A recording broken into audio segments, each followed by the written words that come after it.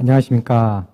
2021년 서울형 혁신교육지구 컨퍼런스 두 번째 세션인 기후위기 속에서 학교 마을의 생태교육 연계협력 방안에 대해서 사회와 첫 번째 주제 발표를 맡은 서울특별시 교육청 생태환경에너지팀의 유다리 장학사라고 합니다.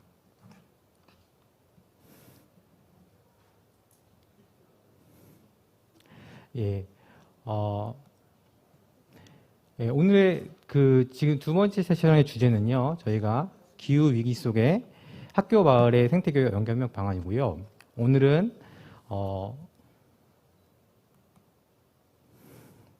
오늘 발표 순서는 한신대학교 민주사회정책연구원의 이재경 박사님, 신현중학교의 이수정 선생님, 그리고 자연의별연구소의 오창길 대표님, 이렇게 세 분이 참석해 주셨습니다. 각 세 분의 주제 발표를 마친 다음에 저희가 인터넷 댓글 혹은 사전에 미리 받은 질문을 통해서 자주 토론을 진행을 하고 그 다음에 하는 순서로 오늘 컨퍼런스를 진행하도록 하겠습니다. 그럼 첫 번째, 지역과 함께하는 녹색순환 경제와 생태전환 교육의 교육적 함의에 대해서 제가 간략히 발언을 말씀드리도록 하겠습니다. 순환경제라는 표현이 먼저 낯서실 텐데요. 순환경제라는 표현은 기본적으로 저희가 선연경제와 대비되는 개념으로 사용이 된다고 합니다. 기존의 선연경제가 자원의 추출, 생산, 유통, 판매, 소비까지 모두가 마친 후에 일괄된 흐름으로 자원이 폐기물 혹은 쓰레기로 다뤄지는 일련의 선형적인 흐름이었다면 이것을 통해서 우리가 과도한 자원 추출, 과도한 소비, 과도한 판매, 과도한 생산을 통해서 기후위기와 여러 가지 환경 문제를 야기하게 되었다고 할 수 있습니다. 이에 대한 대안으로 순환경제라는 것이 대두되게 되었고, 순환경제라는 것은 자원의 추출부터 생산, 유통, 판매, 사용자까지 모두 사용 후, 소비 후 물건을 폐기하는 것이 아니라 다시 순환을 하여서 다시 생산하고 다시 유통하고 다시 판매하여서 이것을 전 지구적 차원에서 좀 더 발달된 순환하는 경제 시스템으로 발전시키는 것이라고 합니다. 실제 1966년에 블딩이라는 사람이 지구가 제한적 수용 능력을 가진 시스템이라는 제안을 처음으로 제안한 이후부터 순환경제에 대한 논의가 활발해졌고요. 1989년 터너가 생태계의 생산, 소비, 경제활동이 가능한 부분에 시스템을 도입해야 한다는 것을 하면서 본격적으로 논의가 시작되었다고 합니다. 실제로 이것이 주목되기 시작한 것은 2013년 EU 집행위원회에서 순환경제의 전략을 기본 정책으로 채택을 하게 되면서부터 전 세계에 관심을 갖게 되었고, 유럽을 중심으로 그리고 특히 아시아의 우리나라와 일본, 중국 등을 중심으로 순환경제 정책에 대한 여러 가지 논의가 활발하게 전개가 되어 있다고 합니다.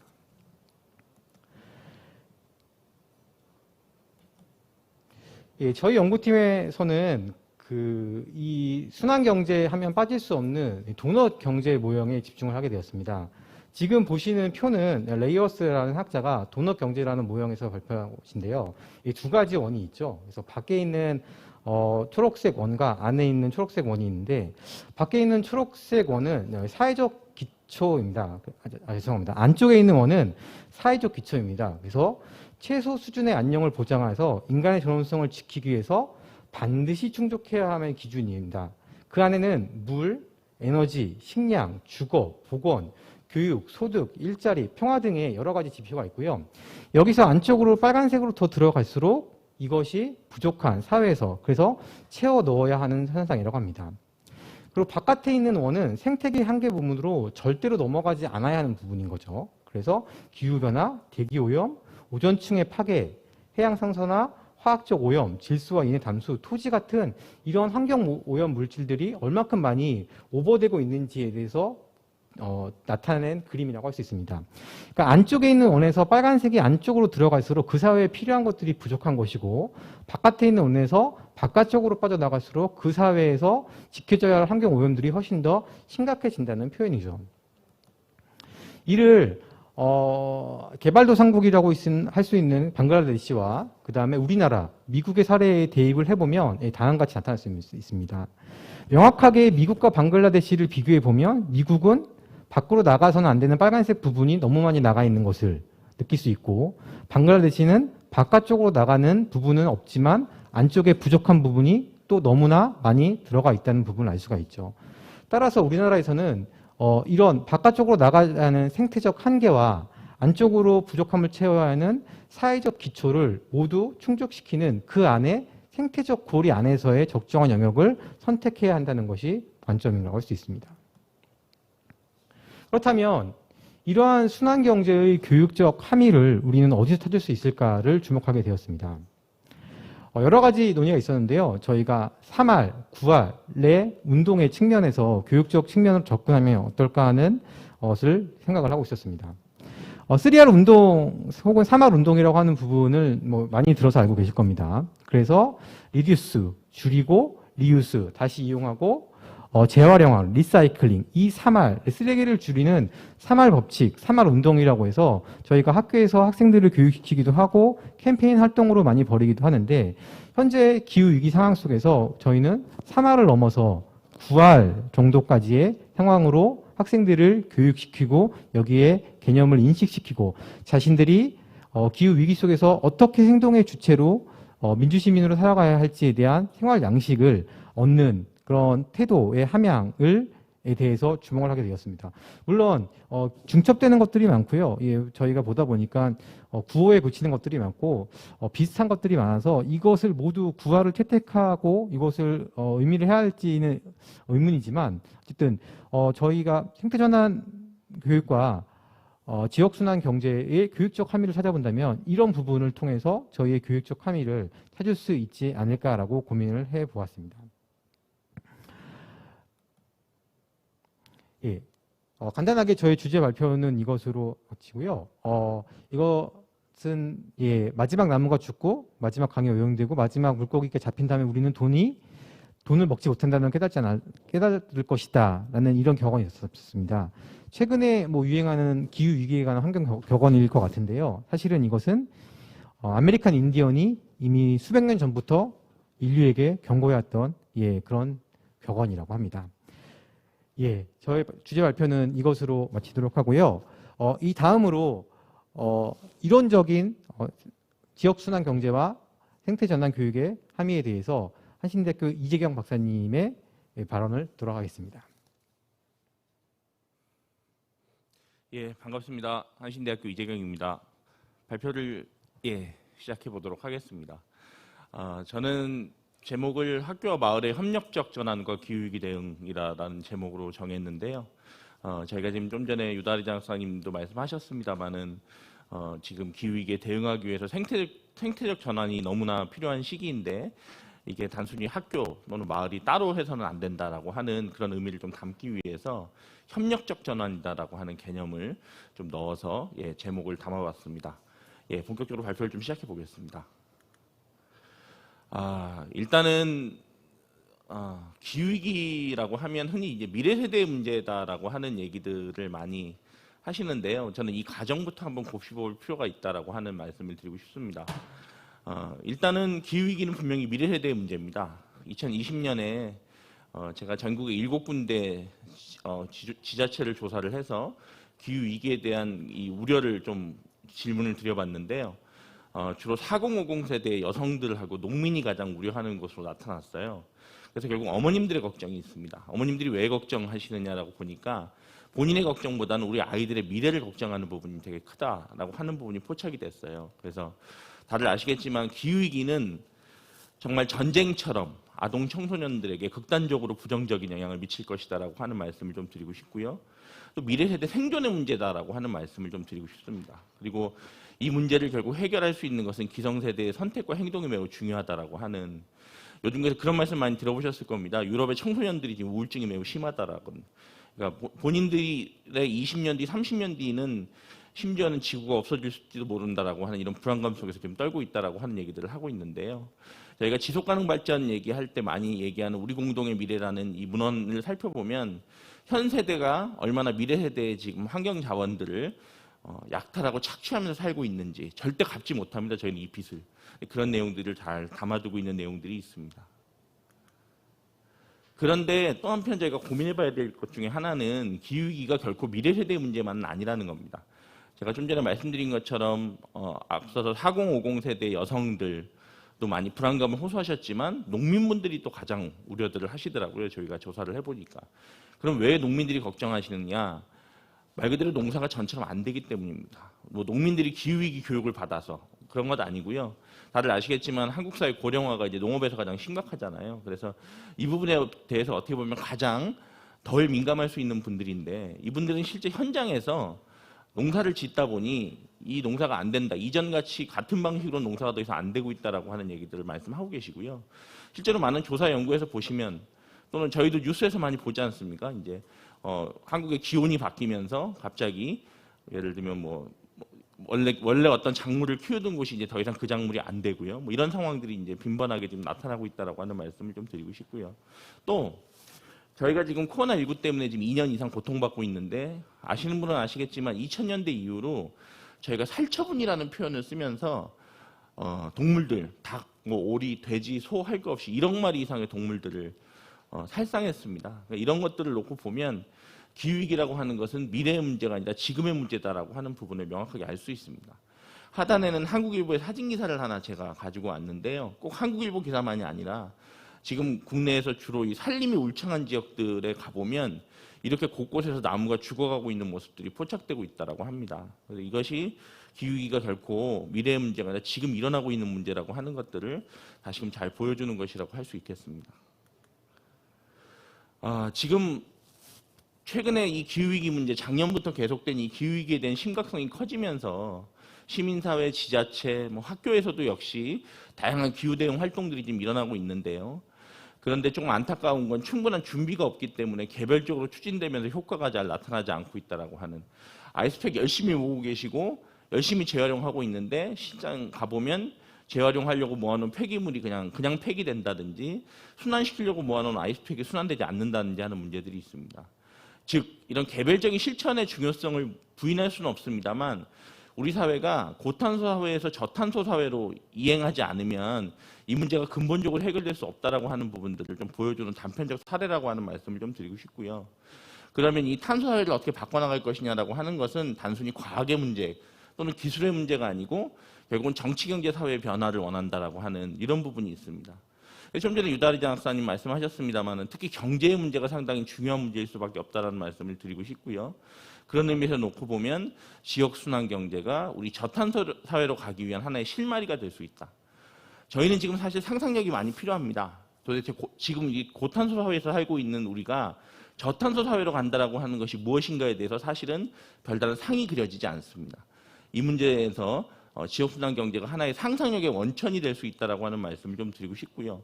또 이 상상력은 소수의 전문가나 예를 들면 정치인들만 하는 것이 아니라 광범위한 학생들을 포함한 시민들의 민주적인 참여가 반드시 필요하다라고 하는 지점들. 그렇게 놓고 보면 민주시민교육이라고 하는 맥락하고 저희가 고민하고 있는 이런 생태적 전환도 반드시 연결돼야 된다라고 하는 말씀을 드리겠습니다.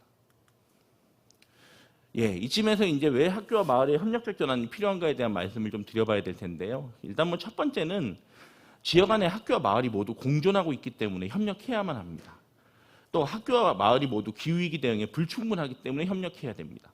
독자적으로 잘 대응할 수 있다라고 하면 또 멀리 떨어져 있다라고 하면 협력이 어렵겠죠. 그런데 저희는 같은 공간 안에서 서로 약간 부족한 상황 속에 있다라고 하는 말씀을 좀 드리겠습니다. 그리고 기후위기와 코로나19들을 겪어보면서 느끼셨겠지만 학교의 담장과 대문만으로는 막을 수가 없고요. 역시 지역사회만으로도 막을 수 없다라고 하는 협력의 현실적인 필요성도 또 확인된다라고 하는 말씀을 드리고 싶습니다.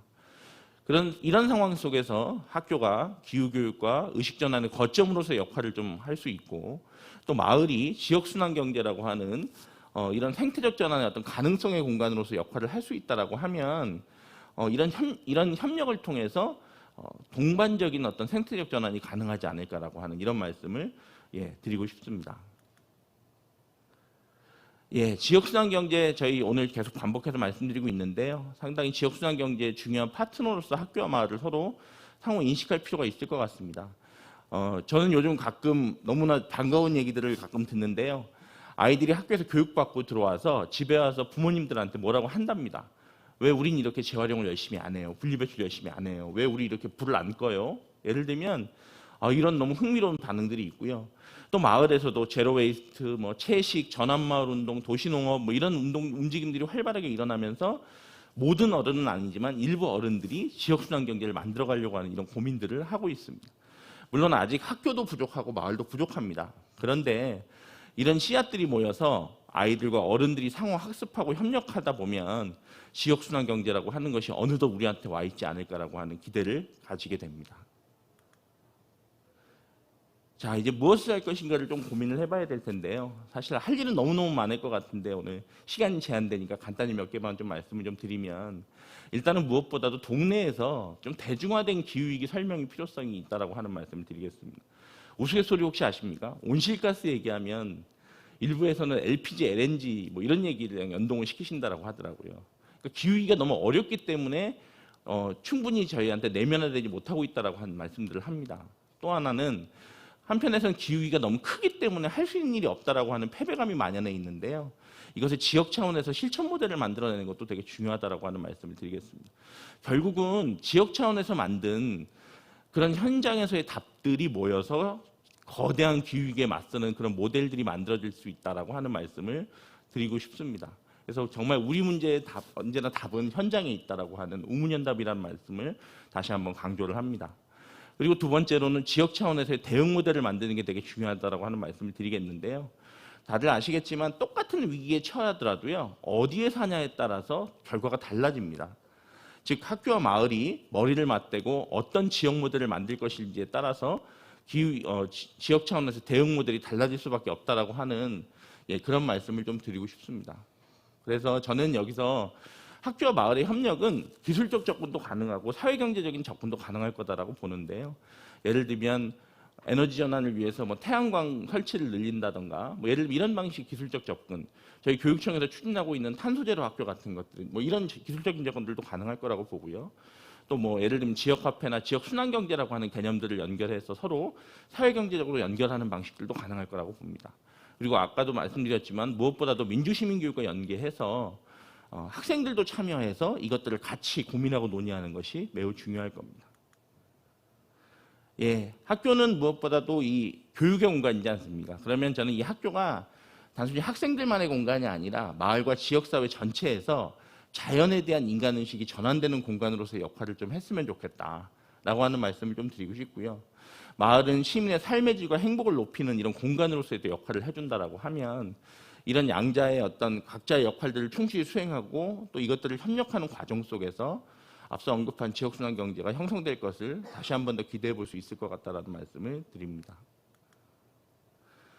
예, 저는 무엇보다도 기후위기가 생태적 전환이라고 하는 이 의제가요, 학교와 마을이 다시 한번 연결되고 협력할 수 있는 기회다라고 하는 말씀을 좀 드리고 싶은데요. 지난 시기 혁신교육지구 사업과 마을결합형 학교와 같은 이런 정책들을 정말 열심히 서울시 교육청에서 잘 추진하셨습니다. 근데 한 번 더 이런 것들을 또 기회로, 계기로 삼아서 이런 기존의 이런 협력의 정책들이 좀 더 강화되는 이런 효과가 있을 거다라고 하는 말씀을 좀 드리고 싶고요. 다만 무엇보다도 기존의 이런 주로 연결과 협력이 어른들만의 리그였다라고 하는 한계를 가진다라고 하면 이제는 정말 직접적 이해관계자로서 아동 청소년의 당사자가 참여하는, 앞서 말씀드렸지만 이건 무엇보다도 미래세대 생존의 문제이기 때문에 반드시 지금의 아동 청소년들을 포함시켜야 되고요.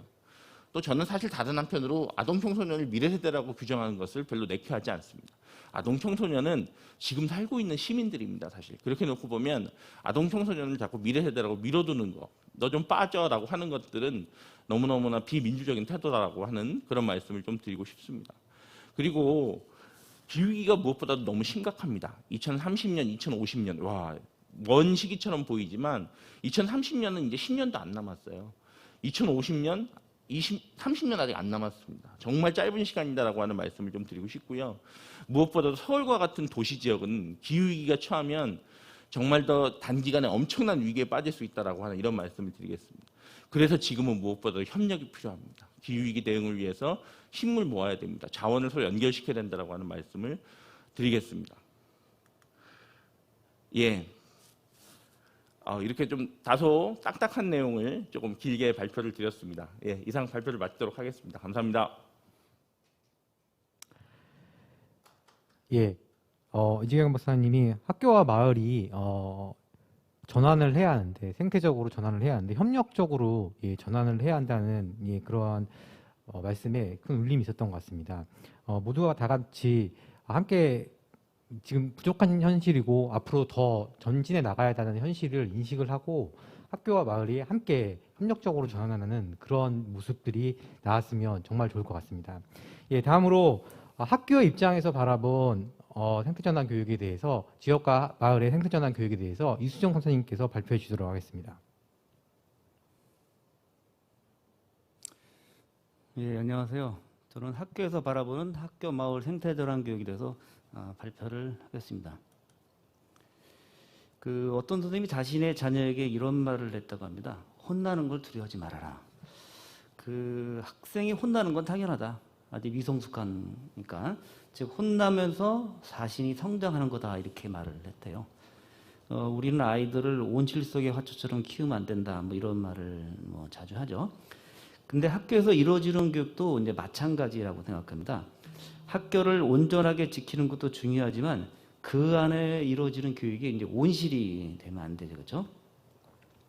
이런 면에서 이제 도종환 시인의 흔들리며 피는 꽃이 생각납니다. 자, 교육 활동은 안정적으로 이루어져야겠죠. 근데 그 배움은 그 안에서 흔들리는 과정이 있어야죠. 그런데 물론 그 흔들림은 계산되고 커다랗고 넓은 범위의 보호막 아래에서 이루어져야겠죠. 그 보호막을 같이 만들 그 존재가 학교가 속해 있는 지역, 즉 마을이죠. 자, 그런 면에서 학교는 마을과 연계되고 그 교육이 현실성이 있게 될 것이라고 이제 생각합니다. 마을에는 인간이 살아가는 데 필요한 의식주가 다 있죠. 네, 생태전환 교육은 의식주에서 새로운 전환점을 만들고자 의도한 것입니다. 그래서 이런 면에서 그 전환의 대상인 의식주가 다 있는 마을에서 생태전환 교육이 이루어져야 하는 것은 당연하겠죠. 자, 서울시교육청 생태전환 교육 중장기 발전 계획을 보면요, 생태전환 교육은 생태 문명을 추구하는데 이것은 지속 가능성을 추구하는 걸 의미하고요. 그래서 SDGs 17개 과제 실현을 목적으로 한다고 볼 수가 있습니다. 그래서 생태전환 교육의 실현과 SDGs 17개 과제를 같은 선상으로 봐도 무리가 없을 거라고 생각합니다. 자, SDGs 과제는 지역을 중심으로 세계와 연계를 중요시하고 있어요. 한때 Think Globally, Act Locally라는 문구가 유행했죠. 근데 이게 너무 생각에 머무른 것이 아니냐는 비판이 있어가지고 Act Globally, Act Locally라고 다르게 말해지기도 했습니다. 그런데 저는 이것을 넘어서 Link Globally, Act Locally라고 외쳐야 된다고 생각합니다. 연계되지 않는 운동은 그 현실성이 약하기 때문입니다. 이런 면에서 지속 가능성 생태 문명으로 전환을 위해서 지역에서부터 연계하는 것은 반드시 필요하다고 할 수가 있겠습니다. 지역에서 시작된 연계는 세계로 이루어지고 그 연계의 핵심은 실천이죠. 결론적으로 말하면 생태전환 교육을 학교에서 실현하기 위해서는 지역과 연계를 통해 전환을 위한 실천으로 시작하고 이제 지구적으로 이어지는 연계를 통해서 실천을 확산시켜야 전환이 이루어진다고 저는 생각을 합니다. 자, 생태전환 교육의 목적은 첫째, 기후위기를 대응하고 생태전환을 실천하는 생태시민을 양성하는 겁니다. 둘째는 생태전환 실현을 위한 학교 안팎의 상호 학습과 협력 시스템을 구축하는 것입니다. 따라서 그 목적에 이미 학교 마을 연계가 내포되어 있습니다. 2014년 말에 발표한 교육과정 재구성을 통한 생태전환 교육 내재 연구에 의하면요, 생태전환 교육을 다음과 같이 이렇게 분류를 하고 있습니다. 그래서 효과적인 지역과 연결을 위해서는 교육과정에 반영하는 게 반드시 중요하다라고 이제 이렇게 이미 발표가 돼 있죠. 자, 예를 들면 생태 문명을 전환하기 위해서 기후위기를 극복하기 목적으로 이제 교육과정을 이제 재구성한다고 생각해 보죠. 먼저 이제 각 교과에서 성취 기준을 분석해야겠죠. 그래서 거기에 기후위기 관련 내용 요소를 찾아야 되겠죠. 그 다음에 이제 창의적 체험활동, 자율활동, 동아리, 진로, 봉사 이런 걸 이제 창의적 체험활동을 하죠. 여기서 관련된 활동을 기획하는 등 이제 교육과정을 기후위기에 관련 내용으로 재구성합니다. 뭐 여기 우리 그 생태자랑 교육 캐치프레이즈가 있죠. 손수건에서 태양광까지. 손수건에 의미하는 것은 개인적인 시스템을 실천을 얘기하고, 태양광이라는 것은 결국은 개인적인으로 실천해봤자 이루어지기 힘들죠. 즉 시스템이 바뀌어야 된다는 의미죠, 그렇죠? 자, 그럼 이제 어떻게 그러면은 이 그 학교에서 마을 연계를 하는 거를 애초에 처음부터 기획을 하냐, 이것이 문제인데요. 제가 이제 예를 들면 이거를 그 작성을 보여드리겠습니다. 먼저 주제를 별을 둘러싼 우리 이야기와 나눔, 이런 이제 그 주제를 잡았어요. 자, 앞에서 얘기했던 그 연구 보고서에 의하면은 하나의 이제 사건을 이제 도입을 합니다. 즉, 변호사 종주국이 쌀을 수집하다. 그 연구에 의하면요, 우리나라가 변호사 종주기래요. 예, 연구. 우리가 알고 있기는 뭐 딴 나라인 줄 알았더니 수입처인 줄 알았더니 우리나라에서 가장 오래된 그 탄미가 이제 발견됐다고 합니다. 자, 그래서 먼저 이제 교육과정 분석을 하는데, 이미 이건 이제 2월 달에 이미 이루어져야죠. 그렇죠? 과학과 기술과정, 역사, 뭐 그 국어. 그래서 이게 주제 통합 수업이라고 합니다. 자, 먼저 그 과학과에서 이제 수업을 하는데, 먼저 지구 과학과를 보면은 이제 그 3학년 1학기 때 지구 온난화에 대해서 배워요. 근데 이건 그냥 과학적인 사실일 뿐이잖아요. 그렇죠? 그 요거를 좀 더 학생들이 좀 지구 온난화를 기후 변화 또 기후 위기 관점에서 보기 위해서는 이 자연을 해석하는 관점이 좀 있어야 되거든요. 근데 2학년 때 도덕 2에서 인간 중심주의와 생태 중심주의를 배워요. 그런 관점을 가지고 이 지구 온난화에 대해서 우리가 이제 어떻게 해석할 것이냐, 이렇게 한번 수업을 하는 거예요. 그럼 훨씬 더 기후 온난화에 대해서 풍부한 수업을 할 수가 있죠. 그래서 이거 갖고 요즘 좀 많이 유행이 있는 비주얼 싱킹이라는 기법이 있거든요. 그걸 이제 생각을 표현해요. 그 다음에 기술 과정 시간에는 3월부터 11월까지 이제 뭘 하냐면 벼 상자 프로젝트를 해요. 자, 그 기후 위기와 또 관련된 게 이제 바로 이제 그 인간의 산업 활동 이래 가지고 여러 가지 위기가 있지만은 이제 그 결국 탄소를 이제 흡수하는 이런 그 저장소죠. 그게 이제 벼가 중요한 역할을 하죠. 그래서 한번 그걸 체험해 보는 거예요. 그래서 이때 이제 관계 기관과 협조하겠죠. 바로 지역과 연계되겠죠. 예를 들면 뭐 지역 구청도 될 수도 있고, 그다음에 실제로 벼를 키울 때 역시 동네 어른들의 경험이 있을 수 있잖아요, 그렇죠? 그런 분들의 협조를 받아가지고 1년 동안 이제 모둠 활동을 해요.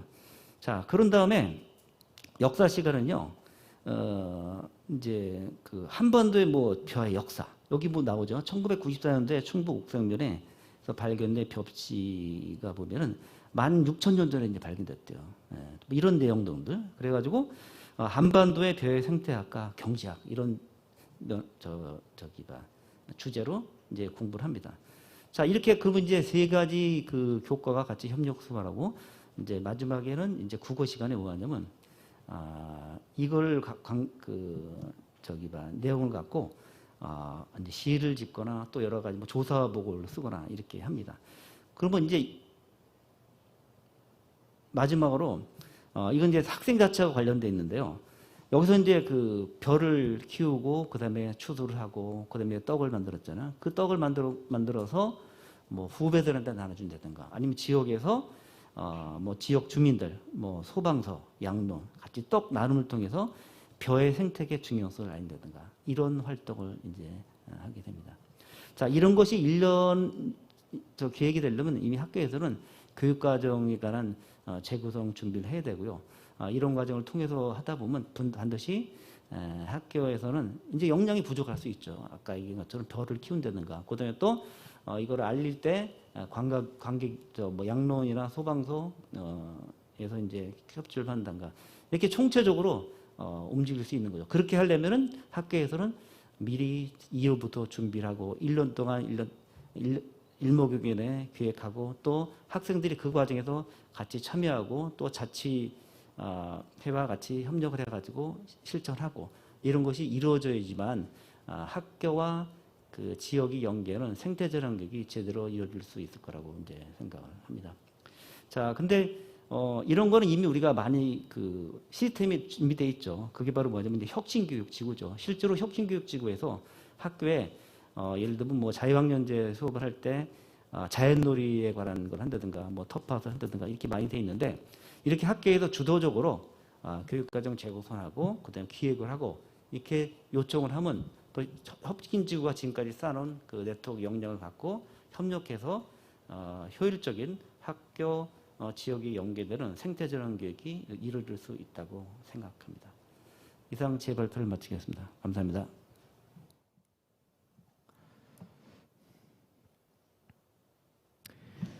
예. 학교의 입장에서 지역과 함께하는 생태 전환 교육의 방안을 발표해 주신 이수정 선생님께 감사드립니다. 지구적으로 생각하고 지역적으로 행동하라는 제가 참 좋아하는 말이었는데요. 지구적으로 연계하고 지역적으로 행동하라로 이렇게 생각의 흐름들이 진보되었다는 사실은 제가 오늘 처음 알게 되었습니다.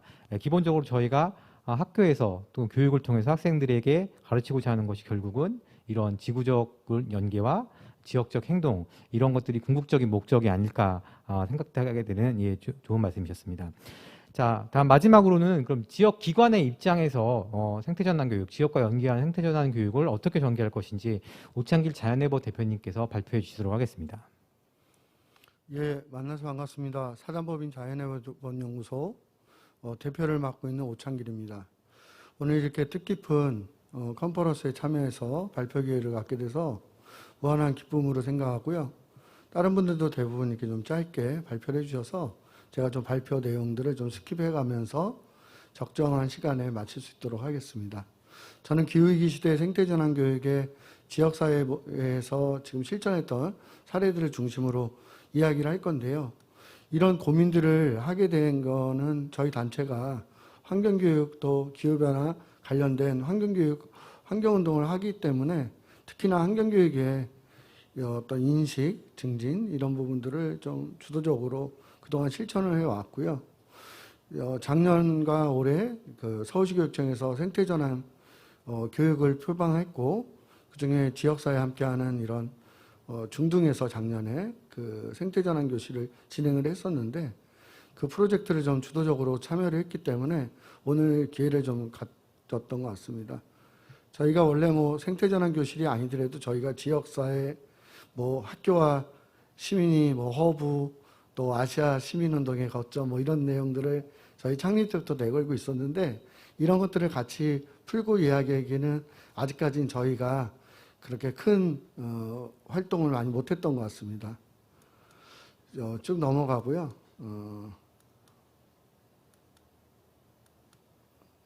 기후와 환경 문제에 대해서 한두 가지 제가 좀 개인적인 경험을 가지고 얘기하고 싶은 게 있는데 지금 저희가 기후위기는 다 여기 계시는 분 잘 아시겠지만 1750년에 산업혁명, 화석문명 체제에서 200년도가 거슬러 들어가서 1950년 전후로 유럽과 북미 또 아시아의 신흥경제대국 일본에서 환경 문제, 공해 문제가 발발한 데서 우리가 지구온난화나 기후변화 문제를 접할 수 있었던 것입니다. 산업혁명이 발생하고 나서 한 200년 정도 벌어진 사건인데요. 제가 1995년도에 읽었었던 어린이책이 있습니다. 저는 환경책을 뭐 성인책도 있지만 주로 청소년 책들을 많이 읽게 되는데요. 환경교육을 관심 있게 주다 보니까 그렇습니다. 1995년도에 발간된 미나마타의 붉은 바다라는 책이 있습니다. 미나마타의 붉은 바다는 우리가 잘 알고 있는 일본에서 3대 공해병, 4대 공해병이라고 얘기하는 미나마타의 발생과 피해, 그다음에 사회적 약자인 어린이들, 청소년들, 그다음에 여성들에게 가해졌던 여러 가지 마을의 이야기들을 보게 됐는데요. 저는 환경 문제에 대한 인식을 그때 이제 공해 문제를 통해서 처음으로 인식을 했습니다. 사진을 좀 몇 컷 준비를 했는데요. 예, 지금 바로 보이는 사진이 1956년도 전후에 발생했던 쿠마모토현의 미나마타 병입니다. 오른쪽 이 미나마타병은 그 메틸순 중독으로 인한 중추신경계 파괴를 통해서 일상적인 생활도 힘들고 또 생명의 위협을 느끼는 건데요. 이 병은 사실은 70년대, 60년대까지도 서방에 알려지지 않았습니다. 그리고 일본의 많은 국민들은 이게 전염병이라고 알게 되는데요. 이거는 공해병이고 이 메틸순에 중독된 어패류를 먹었을 때 걸리는 병인데 주로 이제 어촌마을이다 보니까 주민들이 대다수가 피해자가 됐던 건데요. 태반성 미나마타병이라고 해서 그 임신한 여성들이 어패류를 먹었을 때 태어날 때 그 신생아들이 태어날 때부터 미나마타병에 걸리게 됐는데요.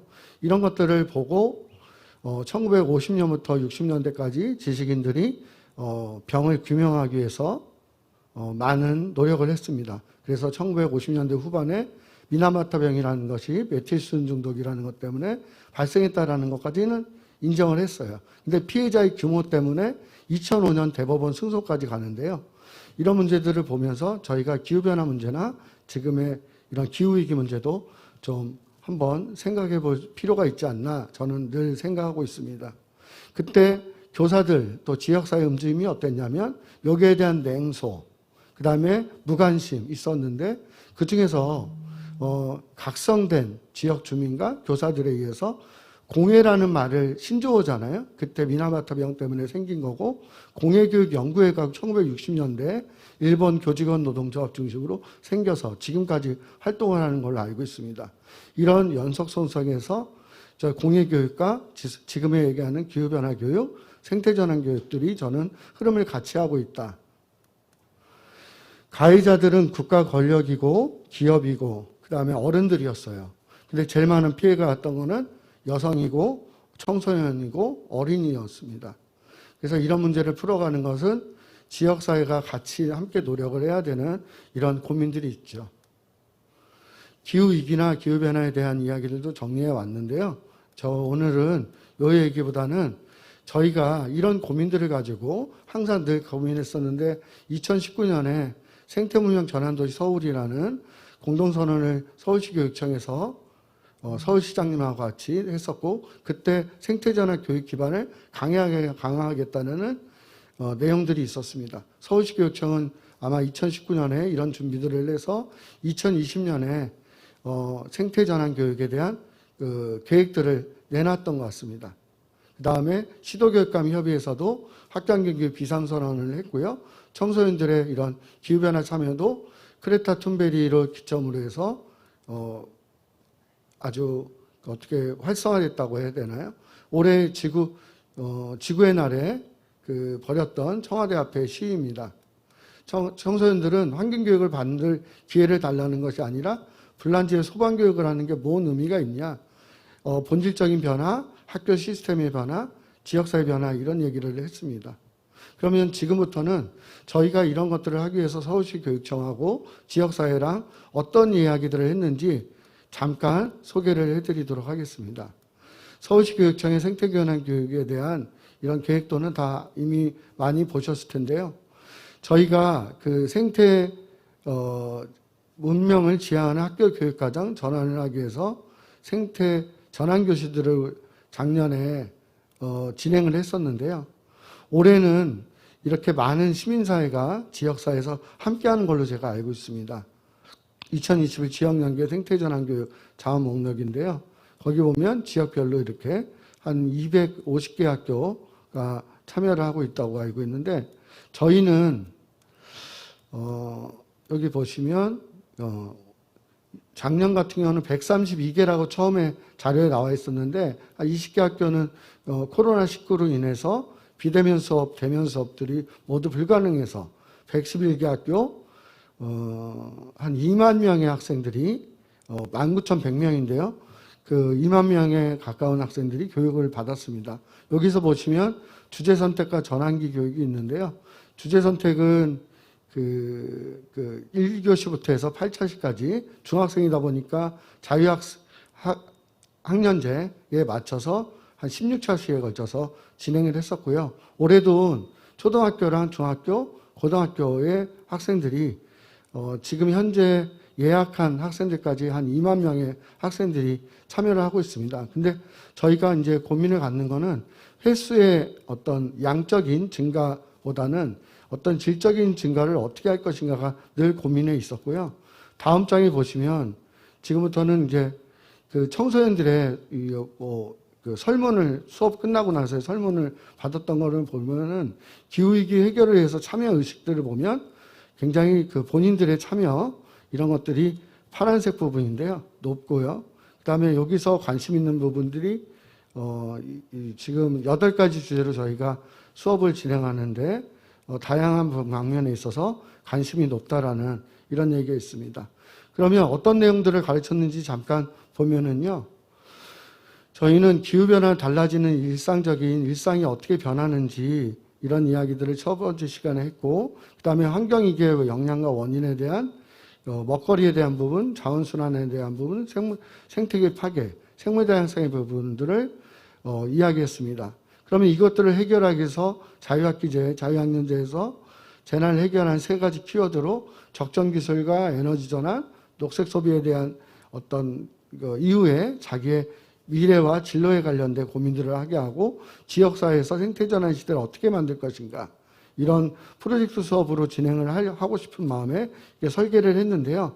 저는 다만 아쉬운 거는 이런 것들을 진행할 때 아무래도 저희가 출장 수업을 가다 보니까 학교와 아주 유기적으로 잘 진행되는 경우는 정말 이런 캠페인이라든가 지속적인 참여가 가능하지만 출장 수업이라는 한계 때문에 이런 부분들이 좀 미완의 과제로 끝나는 경우도 있었습니다. 수업의 내용은 80분 동안 이렇게 워크시트와 토론, 그 다음에 어떤 체험, 실습 이런 내용들로 되어 있고요. 저희가 유튜브에 보면은 지금 8차시에 걸쳐서 기후변화 달라진 일상부터 생태사회로 간다라는 한 25분에 30분짜리 유튜브 방송이 올려져 있는데 검색을 자연의 번 연구소로 하시면 작년에 제작된 내용들이 볼 수가 있습니다. 이렇게 유튜브 하고요. 그다음에 관련된 도서들도 소개를 하고 수업하는 장면입니다. 바다로 간 플라스틱은 제일 자원순환 부분인데 학생들이 관심 있는 주제였는데요. 지역사회에 주민들 상가들이나 자영업 하는 데를 찾아가서 가대 포장 줄이기 캠페인을 한다든가 그다음에 해양 생태계와 플라스틱에 관련된 연관된 실습들을 해본다든가 교정의 나무들이나 생태계를 하는 프로그램을 한다든가 최근에 저희가 좀 주도적으로 하고 있는 거는 조류 충돌 방지 캠페인입니다. 1년에 800만 마리의 조류가 죽어가고 있는데요. 학생들의 이런 부분들도 참여할 수 있는 이런 프로그램도 저희가 설계를 했습니다. 그 다음에 워크시트의 모습이고요. 그 다음에 적정기술, 그 다음에 생태전환 시대, 그 다음에 에너지 자립 이런 내용들로 됐습니다.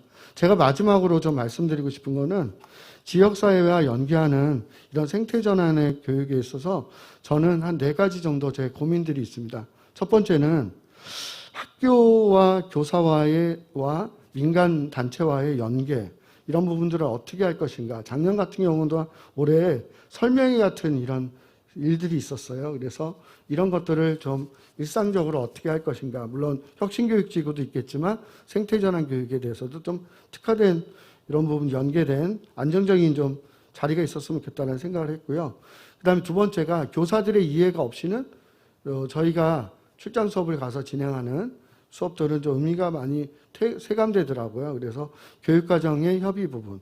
그 다음에 세 번째가 저희가 혁신교육지구 운동을 하면 마을 강사냐, 마을 활동가냐 이 논쟁을 굉장히 많이 하는 걸 봤습니다. 그래서 마을 활동가로 거듭내기 위한 지역 주민의 참여 이 부분들을 어떻게 올릴 것인가를 저희 지역에서는 그래서 이런 수업을 나가는 거기 전에 지역사회 환경을 지키는 운동을 하고 있습니다. 특히 마포구에 있는데요.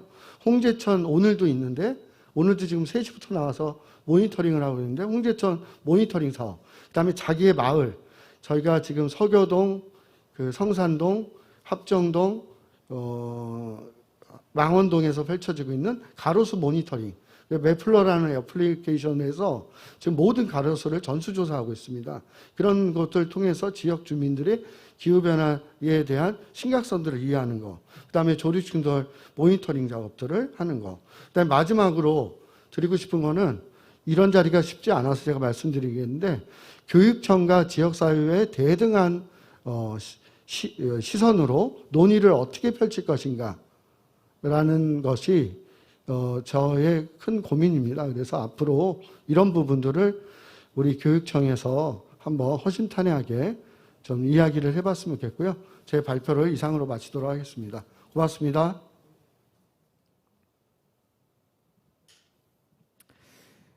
예, 미나마타병, 저희 어렸을 때부터 상당히 충격적으로 전해왔던 사실이었고, 진실을 알고, 그 다음에 이후 전개된 것들에 대해서도 환경과 여러 가지 이런 문제에 대해서 경각심을 일깨워준 사건이었고요. 최근의 흐름까지도 다양하게 정리해 주시고, 현재 하고 계시는 지역과 함께하는 생태전환 교육에 대해서 잘 설명해 주신 대표님께 감사를 드립니다. 이렇게 저희가 준비한 저를 포함해서 4명의 원고를 모두 들었고요. 지금은 토론 시간인데 질문이 유튜브 상으로는 그렇게 많이 올라온 것 같지 않고 저희가 그래서 제가 개인적으로도 또 듣고 싶은 질문이기도 합니다. 저희가 지금 2021년 현재이고 2022년을 준비하고 있는 입장에서 지역과 함께 생태전환 교육을 전개해 나가는 것이 당연한 과제인데요.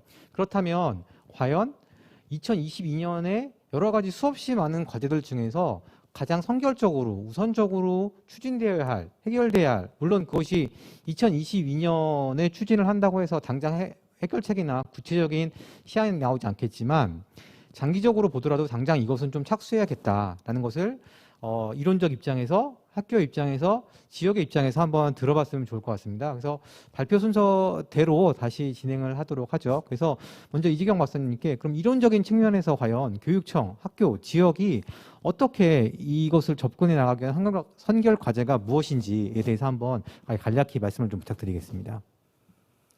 예. 무엇보다도 제가 오늘 좀 느꼈던 지점은요. 마지막에 또 오창희 선생님 발표를 또 들으면서 더 확실하게 느꼈던 건 뭐냐면 저희 기후위기가 되게 급하다라고 얘기들을 해요. 시급한 문제다. 저도 시급하다라고 말씀을 드렸었는데 시급하니까 당장 뭘 막 해야 될 것 같습니다. 근데 당장 뭘 하는 그것들이 정교하지 않으면요. 좌절합니다. 사실은 인간이 이 행동도 이 성공의 경험이 누적돼야지 공부도 그렇지 않습니까? 사실은 뭔가 성취의 경험들이 누적돼야지 사실은 재미가 있는 거고 그런 건데 계속 실패하는 경험만 누적시키면 사실은 이 실천이 오래갈 수가 없습니다. 그래서 저는 그런 의미에서 실천의 첫 번째 과정으로 저희가 해야 될 일은 무엇보다도 저는 대화라고 생각합니다. 인간을 여러 가지로 규정하잖아요. 노동하는 인간, 놀이하는 인간, 다양한 인간상이 있습니다만 저는 이 시기에는 정말 너무너무 중요한 게 대화하는 인간이다라고 하는 이런 부분이 뭐니 해도 중요하다라고 하는 생각이 좀 들었고요. 그래서 놓고 보면 기후위기 시대에 지금 대응을 위해서 학교와 마을, 지역 주민, 학교 선생님, 교육청, 시청, 구청 정말 다양한 이해관계자들이 모여서 정말 동시다발적으로 다양한 층위의 다면적인 대화들을 일단 나누는 게 되게 중요하지 않을까라고 하는 생각이 좀 듭니다. 예를 들면 학교 연구들을 잘 보면 학교에서 급식하고 남은 잔반을 어떻게 해결할 것인가에 대한 고민들이 꽤 많이 연구가 나와 있어요. 근데 저는 그 문제의 해결 방식은 지역사회와 연결되지 않으면 해결되지 않을 거다라고 보고 있거든요. 이런 것들을 놓고 생각해 보면 학교와 지역사회가 대화를 나누기 시작하면 풀릴 수 있는 문제가 저는 상당히 많이 있을 거다라고 하는 생각이 듭니다. 그래서 뭐니 해도 2022년에는 급합니다. 급하지만 일단 대화부터 좀 나눠야 된다. 불 났다라고 한 누군가 불이야 외쳐야 되지 않습니까? 그리고 빨리 이걸 전파해야 되거든요. 그리고 난 다음에 빨리 대응 방법을 논의해야 되기 때문에 저는 일단 대화가 가장 시급할 것 같다라는 생각이 들었고요. 한 가지만 좀 더 덧붙이고 싶은 것은 무엇이 있냐면 앞서서도 반복해서 말씀드렸습니다만 이 대화의 장에 상당히 수평적인 문화가 좀 자리 잡아야 될 필요성이 있다. 대화에 참여하는 주체들 간에. 그리고 무엇보다도 학생들, 아동 청소년들의 참여가 정말 중요할 것 같다라고 하는 말씀을 좀 드리고 싶은데 제가 오늘 발표자를 보면서 느낀 건 지금 한국 사회에서 가장 기후위기 대응 활동을 잘하고 있는 게 우리 아이들이구나라고 하는 생각이 전 사실 들었어요. 아까 화면 하나에 어디 상 이런 거 보면서 이렇게 순간에도 울컥했는데 야 이렇게 창의적인 이런 활동들을 하면서 기후위기를 알려가고 있구나. 그런데 우리가 막상 이런 결정적인 의사결정의 과정에서는 막상 아이들을 참여시키지 않는구나, 학생들을 참여시키지 않는구나라는 생각이 들어서 앞으로 이 대화에 뭐니 뭐니 해도 아동 청소년 학생들이 참여하는 것들을 전제한 수평적인 대화가 좀 활성화되기를, 예, 그게 가장 제가 생각하기에 2022년에 시급한 당면한 실천이 아닐까라고 하는 그런 말씀을 좀 드리고 싶습니다. 예, 이상입니다. 네, 아동 청소년들 뭐 스스로를 멸종 위기종이라고 부르고 있죠. 이 아동 청소년들의 참여가 보장된 수평적 대화의 내용을 잘 들었습니다. 다음 학교 입장에서 그러면 가장 선결돼야 하는 시급한 과제가 무엇일지에 대해서 이수정 선생님께 한번 답변을 들어보도록 하겠습니다. 예, 이재경 박사님이 얘기한 것 중에서 인상 깊게 나는 게 이제 성공의 경험인데요. 학교 이제 그 가르치는 게 변하기 쉽지 않은데, 그래서 저는 성공의 경험을 갖기 위해서는 새로운 그 견해, 이게 좀 필요한 것 같아요. 새로운 교육 방법. 근데 우리 2020년도 생태자랑 교육 중에서 아직 좀 미진한 게 뭐냐면 리빙랩이거든요. 리빙랩이라는 게 이제 그게 그 새로운 견해죠, 그렇죠? 선생님들이 결국 리빙랩의 사용자 주도의 문제 해결 방식인데, 이게 새로운 견해고 이것이 도입된다면은 저 지역과 연계하는 게 좀 활발하게 될 것 같은데요. 근데 사실 그게 또 쉽지 않죠. 그래서 아까 그 오창기 소장도 얘기했지만 매플로 K3라는 그런 플랫폼 얘기했거든요. 즉 리빙랩 중에도 이제 커뮤니티 랩이라는 게 있어요. 뭔가 또 새롭게 하려면 또 뭔가 쉽고 재밌고 편하게 해야 되거든요.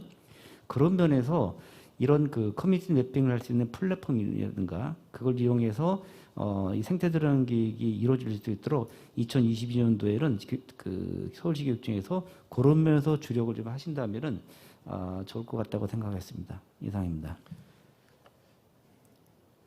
네, 살아있는 실험실이죠. 네, 리빙랩. 저희도 상당히 많이 고민을 하고 이런 부분에 대해서 많이 진척을 하고 있으나 실제로 구현되는 부분에 있어서는 여러 가지 어려움과 뭐 영역이 좀 부족하긴 한 것 같습니다. 어쨌든 이런 부분에 대해서 학교 입장에서는 상당히 필요하다, 한결과제다라고 말씀을 해주신 이 이수정 선생님의 말씀을 잘 들었고요. 마지막으로 오창길 대표님이 그럼 지역기관, 시민사회단체의 입장에서 그러면 이 기후위기 속에서 어떻게 선결과제를 가져야 할지에 대해서 한번 말씀을 들어보도록 하겠습니다.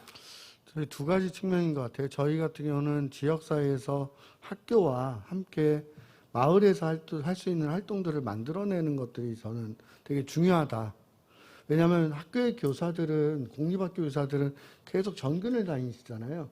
근데 그래도 마을을 지키고 있는 것은 마을 주민들하고 아마 지역에 있는 단체들일 텐데, 그런 부분에 대해서 좀 일상적인 활동들을 어떻게 펼쳐낼 것인가가 되게 중요하고요. 저희 같은 경우는 다행스러운 거는 마포구 환경교육센터로 지금 지정돼 있어서 지역사회에서 여러 가지 다양한 활동을 하는데, 각 지역에서 이런 아까 같은 플랫폼 얘기하셨는데 그런 그 오프라인에서도 그런 거점들이 되게 중요하겠다, 이런 생각을 늘 하고 있고요. 그다음에 두 번째, 학교에 가서 이렇게 지원을 해준 프로그램들을 저희 지역 시민사회 단체들이 많이 하는데, 제가 환경교육을 굉장히 오래 했는데도 불구하고 최근에 기후변화나 기후위기 관련해서 이렇게 수업을 할 때 보면 너무 재미가 없고요. 내용이 너무 어렵고 그래요. 그래서 이런 부분들을 솔직하게 까놓고 아는 척 하지 말고, 모르면 모른다 그러고 그냥 같이 좀 이야기할 수 있는 이런 이야기, 왜냐하면 실상은 수업으로 아이들을 많이 만나는데, 그래서 그런 내용들을 좀 이렇게 상층에서 논의하는 것이 아니라 실제로 마을의 활동가들과 어떻게 일상적으로 그런 논의들을 할 것인가, 그런 플랫폼이 있으면 좋겠다. 그러니까 이수정 선생님 같은 분이 멘토 같은 거 해주면서 하면 참 좋겠다라는 생각이 제가 잠시 들었고요. 그 다음에 지금 얘기하고 있는 혁신교육지구 사업과 저희 생태 지금 전환 교육과 어떤 식으로 지금 교육청에서 유기적으로 흘러가는지는 제가 모르겠는데, 마포구 같은 경우는 지역사회위원회에서도 논의는 하는데 저희가 서울시 교육청하고 협의하는 것처럼 치열하게 사실은 저희 지역에서는 많이 논의를 못하고 있어서 가능하다 그러면 마을 공동체 운동이나 혁신교육지구 또 생태전환교육운동이 좀 뭔가 만날 수 있는 좀 공간들이 기존에 있는지는 모르겠지만 제가 그런 게 있다 그러면 조금 더 에너지 낭비가 덜 심하지 않을까 이런 생각을 좀 해봤습니다. 오늘 저는 세 분의 이야기 들으면서 다 적었는데요. 오늘 여기서 다 여쭤보기는 좀 어려울 것 같아서 요 포럼 끝나고 나면 좀 서로 좀 같이 더 이야기하는 시간이 추후 있었으면 좋겠습니다. 이상입니다. 예, 두 가지를 말씀해 주셨죠. 일상적 활동과 그다음에 재미가 있는 그런 활동들에 대해서 뭐 흥미 유발이겠죠. 그래서 저희가 어차피 지속성과 연속성을 유지해야 하는 입장이기 때문에 이런 것들에 대한 것들을 말씀해 주셨습니다.